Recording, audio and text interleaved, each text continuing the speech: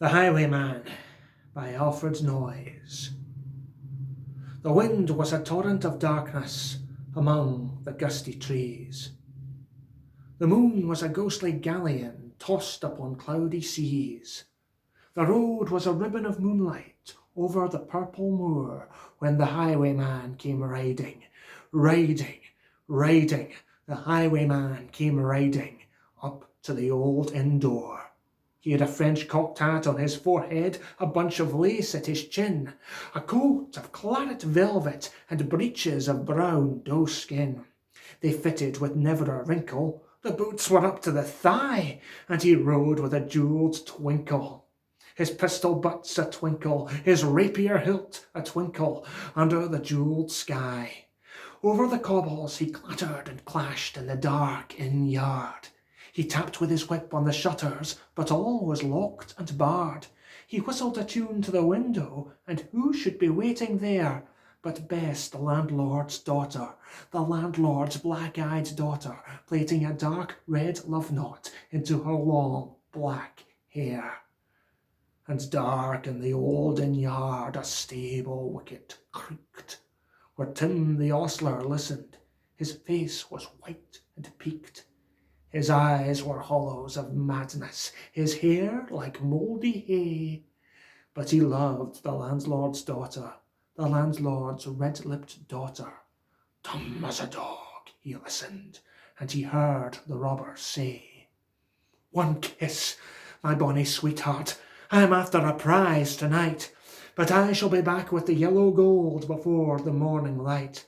But if they press me sharply and tarry me through the day, then look for me by moonlight, watch for me by moonlight. I'll come for thee by moonlight, though hell should bar the way." He stood upright in the stirrups.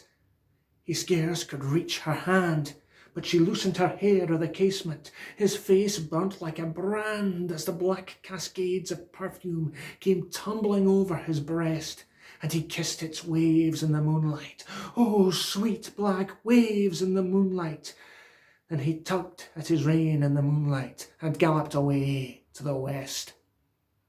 He did not come at dawning, he did not come at noon, and out to the tawny sunset before the rise of the moon. The road was a gypsy's ribbon looping the purple moor when a red-coat troop came marching, marching, marching. King George's men came marching up to the old inn door. They said no words to the landlord, they drank his ale instead, but they gagged his daughter and bound her to the foot of her narrow bed. Two of them knelt at her casement, with muskets by their side. There was death at every window, and hell at one dark window, for Bess could see through her casement the road that he would ride. They tied her up to attention with many a sniggering jest. They bound a musket beside her, with the barrel beneath her breast. "Now keep good watch," and they kissed her.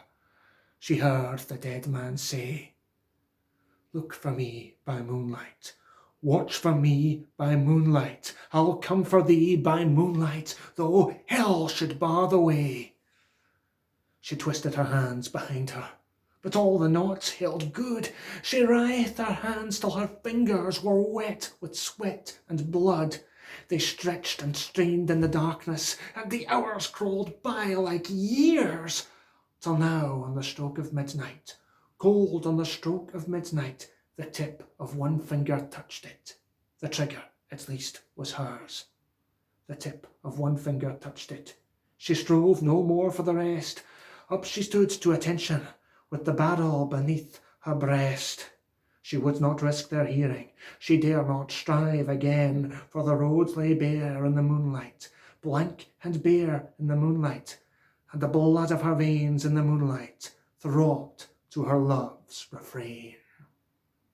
Clot, clot, clot, clot. Had they heard it? The horse hoofs ringing clear. Clot, clot, clot, clot. In the distance? Were they deaf that they did not hear? Down the ribbon of moonlight, over the brow of the hill, the highwayman came riding, riding, riding. The redcoats looked to their priming. She stood up, straight and still. Clot, clot, in the echoing distance. Clot, clot, in the echoing night. Nearer he came and near her. Her face was like a light. Her eyes drew wide for a moment. She drew one last deep breath. Then her finger moved in the moonlight. The musket shattered in the moonlight, shattered her breast in the moonlight, and warned him with her death. He turned and spurred to the westward. He did not know who stood, bowed with her head o'er the musket, drenched in her own red blood. Not till the dawn he heard it, and slowly blanched to hear how Bess, the landlord's daughter, the landlord's black-eyed daughter, had watched for her love in the moonlight and died in the darkness there.